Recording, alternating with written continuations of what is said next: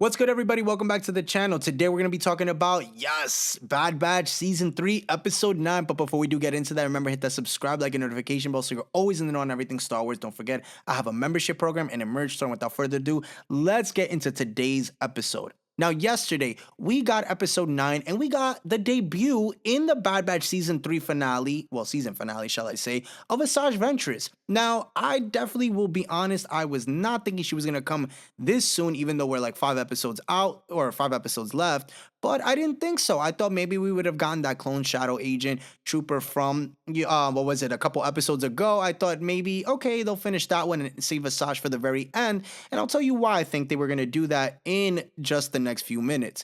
Now, overall, getting her in the episode, it was dope. I thought that it definitely brought more to the table. It definitely brought the stakes higher. And again, I think it's because of the fact that they had no understanding of what the M count was and is. And now Clone Force 99 has an idea. Now, I thought it was funny when you see Omega not really understanding. She's trying to kind of put it where, she's hiding her identity and that it's her that they're after. And then she ends up kind of giving that up, when it ends up being that you hear Asajj talk about how that ends up telling, Jeddah that, again, they are at a higher point with the Force when they do have a high M count, meaning midichlorians.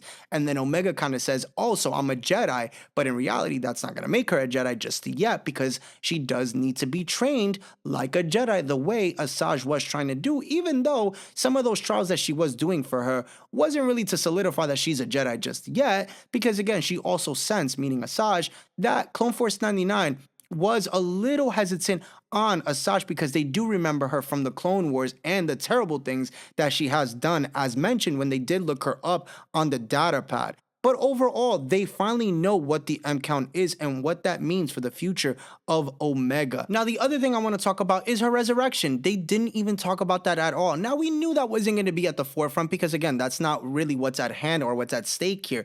It's really more about the Empire after anybody with the high M count.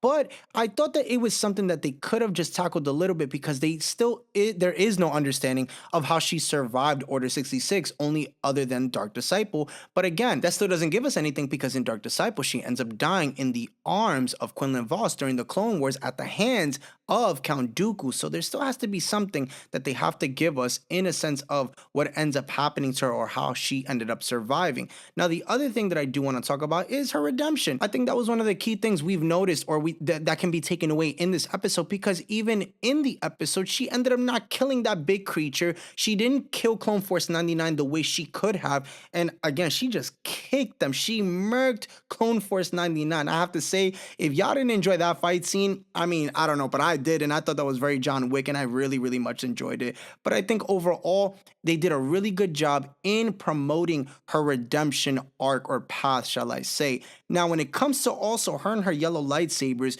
it was different. And what I did appreciate was that she still has the same hilts that she did in the Clone Wars. Now, originally, we know that that color does belong majority of the time towards the Temple Guards, and yellow is a rarer kyber crystal compared to the blue and green that's far more prominent in the ranks of the Jedi Order. Now, the yellow color does help signify that Ventress as a Force user is beyond the Jedi and the Sith, and that's why I do believe that overall, what this episode showed us is that Ventress is on a path to redemption that could link up maybe her and Quinlan Vos at some point, when we do see in the Kenobi series in that episode 3 called The Hidden Path, where she could be helping Force sensitives with Quinlan Vos, as we know that they did have a relationship as well. And we know her love and her also soft side when it comes to young children. But guys, overall, what were your thoughts on getting Asajj Ventress? Like I said, I just wanted to mention some of the things that I really appreciated from the episode